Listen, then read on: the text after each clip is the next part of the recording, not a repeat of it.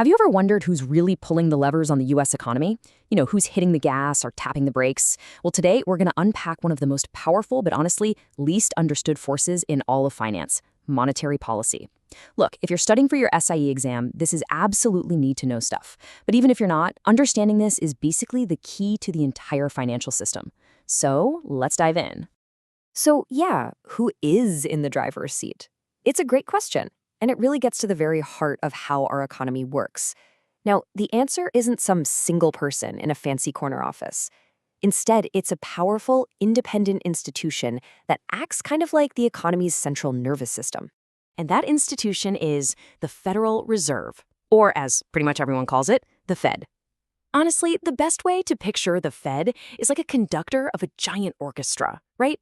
If the economy starts playing way too fast and you risk this chaotic mess of inflation, the Fed steps in to slow the tempo down.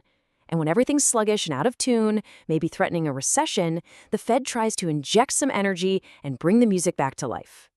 And the music the Fed conducts? Well, that's called monetary policy. At its core, it's really all about managing the amount of fuel for the economy's engine, and that fuel is money and credit. See, if you have too much, the engine overheats and you get runaway inflation.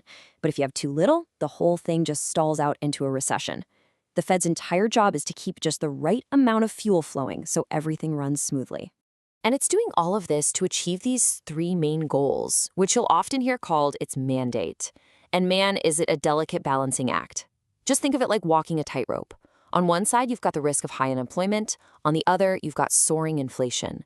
The Fed's job is to stay right in the middle.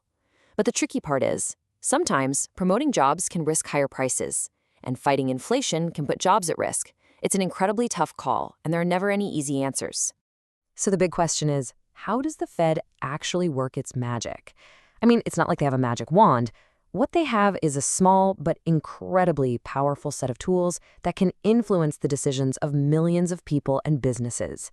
Let's go ahead and open up that toolbox and see how the job really gets done. Okay, so these are the three main levers inside that toolbox. And while you do need to know all three, the one the Fed uses almost all the time is number one, open market operations. And you might be asking why? Well, it's because it's the most flexible and precise tool they have for making adjustments, whether they're big or small, on a daily basis. So what in the world are open market operations? Okay, literally every single day, a group inside the Fed decides whether to buy or sell government bonds on the open market. And we're talking about billions of dollars at a time. So when the Fed buys bonds, it's basically like it's printing new money and injecting it right into the banking system. And when it sells bonds, it's pulling that money back out. It's pretty much the master switch for the economy's entire power grid.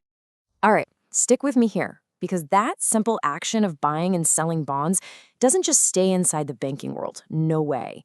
It's like dropping a pebble in a pond. It starts this ripple effect that spreads outward and eventually changes the interest rate on your credit card, your car loan, and even your mortgage. And that first, most important ripple, that's the federal funds rate. You can kind of think of this as the wholesale interest rate. It's what banks charge each other for overnight loans. This is the one number the Fed is always trying to control, because by just nudging this single rate up or down, it then sets the retail price of money for the rest of us. Now, this slide is great because it basically shows you the Fed's two main playbooks. It's a classic gas pedal versus brake pedal situation. Over on the left, when the economy's looking weak, the Fed hits the gas. It buys securities to push interest rates down, making it cheaper for you to get a mortgage or for a business to expand. But on the right, when inflation is running hot, the Fed slams on the brakes. It sells securities, which pushes rates higher, making borrowing more expensive to cool things down and get prices under control.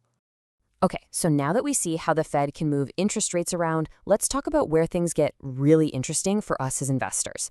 Because those ripples we talked about, they have a huge, direct, and pretty predictable impact on the value of your stocks and bonds.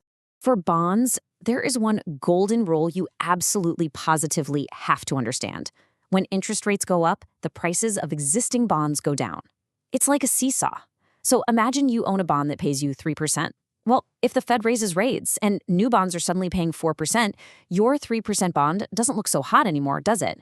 So its price has to fall to compete. This is the single most important concept in bond investing. And of course, the flip side is also true. When interest rates fall, that older bond you own with its higher fixed payment, it suddenly looks like a rock star. Everybody wants it, and so its price will soar. This constant tug of war is called interest rate risk, and it's something every single bond investor has to live with. Now, for stocks, the effect is a little more indirect, but it's just as powerful.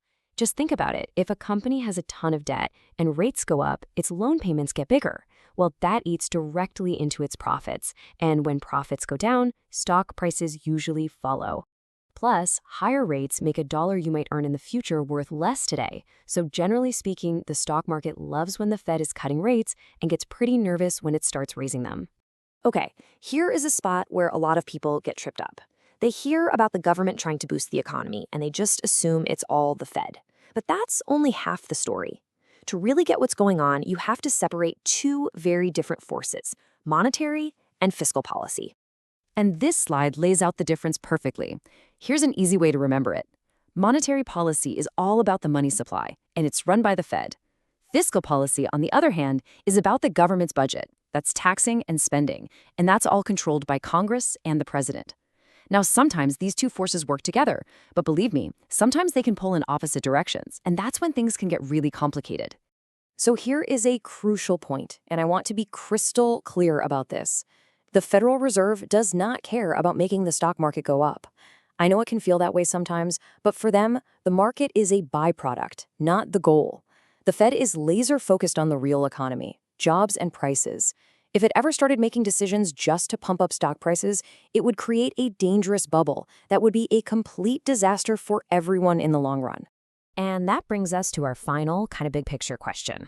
The Fed is trying to steer a 21st century economy with all its new technology and global challenges, but its core tools, they were designed for a different era.